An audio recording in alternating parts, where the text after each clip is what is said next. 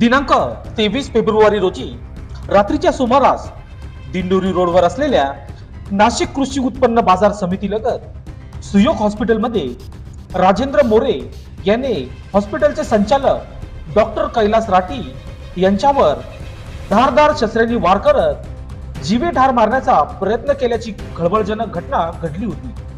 हल्लेखोराने डॉक्टर राठी याच्यावर तब्बल 18 वेळा कोयत्याने वार केल्याचे सीसीटीव्ही फुटेज समोर आले आहे। तसेच हा वाद कशामुळे झाला आणि त्या वादातून हल्ला कसा झाला याची संपूर्ण माहिती देखील समोर आली आहे। डॉक्टर राठी